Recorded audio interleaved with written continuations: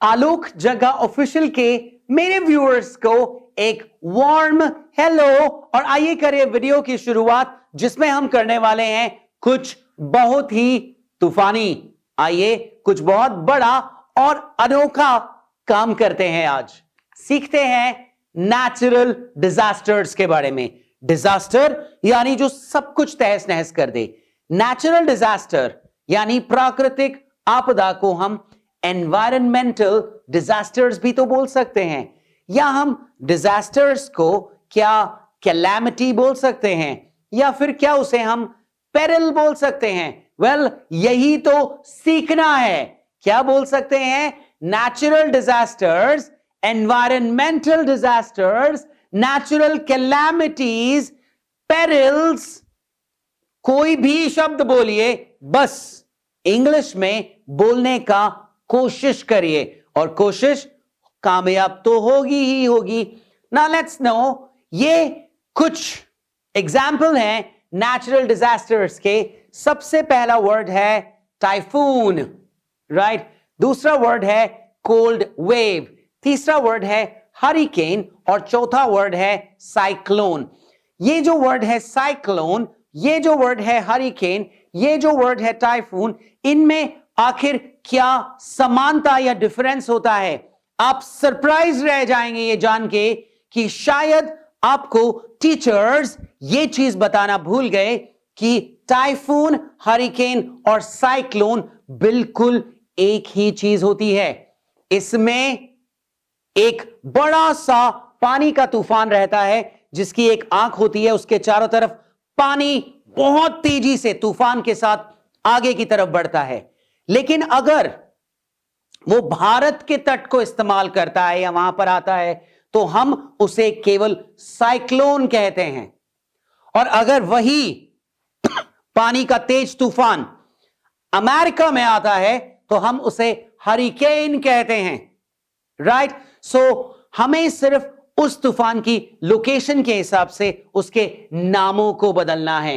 ये जो टाइफून है ये north west of the Pacific ocean में आता है, जबकि सदर्न पैसिफिक ओशन और इंडियन ओशन में आने वाले को तूफान को हम कहते हैं साइक्लोन। यानी भारत में आएगा तो साइक्लोन, अमेरिका में आएगा तो हरिकेन और कहीं आएगा तो टाइफून। दुनिया में सबसे ज्यादा ऐसे तूफान आते हैं चाइना में। नेक्स्ट, कोल्ड वेव यानी एक ठंडी हवा। सर्दियों में कोल्ड वेव एक बहुत बड़ा नेचुरल डिजास्टर बन जाती है। हीट वेव, राजस्थान, मध्य प्रदेश, उत्तर प्रदेश, भारत के ऐसे कुछ राज्य हैं जहां पर हीट वेव यानी कि लू का प्रकोप रहता है और समस्याएं हो जाती है क्योंकि ये एक प्राकृतिक आपदा है। इससे डायरिया जैसी डिजीजेस भी हो जाती हैं। टोर्नाडो, पानी का एक बवंडर जो कि तूफान बनकर आता है जिसमें हवाएं गोल गोल गोल गोल घूमती हैं। एक और शब्द जिसे आप टोर्नाडो के बारे में जान सकते हैं वो है ट्विस्टर। आप में से बहुत सारे लोग जो मुझसे जुड़े हैं उन्होंने जरूर इंग्लिश मूवीज में बड़े बड़े तूफान देखे होंगे जिसमें हवाएं तेज तेज गोल गोल घूम रही हैं। वेल, वो एक टोर्नाडो था या एक ट्विस्टर था। इन दोनों में आखिर फर्क क्या है?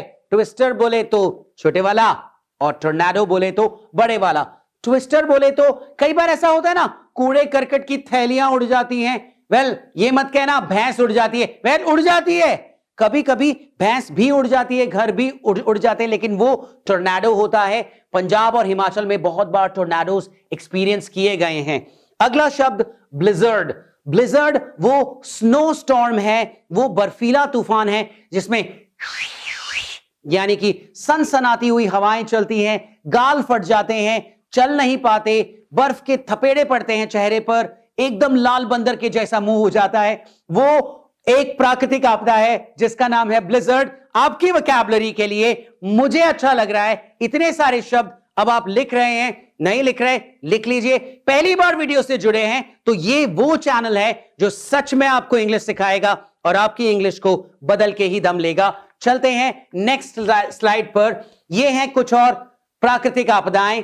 मड फ्लो यानी कि मिट्टी का उपटना। तो अगर आंध्र प्रदेश में आप रहते हैं, केरला में आप रहते हैं, तो वो ऐसी जगह है जहां पर मिट्टी में नमी रहती है, वहां पे मड फ्लो एक प्राकृतिक आपदा है, पूरी गीली मिट्टी बह जाती है।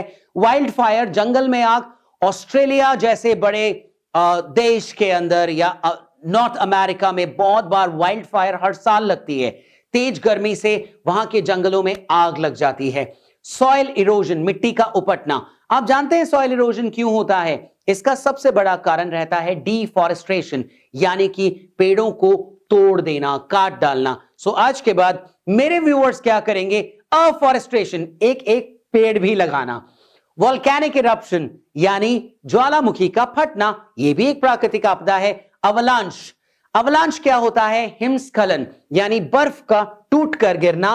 लैंडस्लाइड, अगर पूरी की पूरी लैंड ही खिसक जाती है तो उसे कहते हैं लैंडस्लाइड।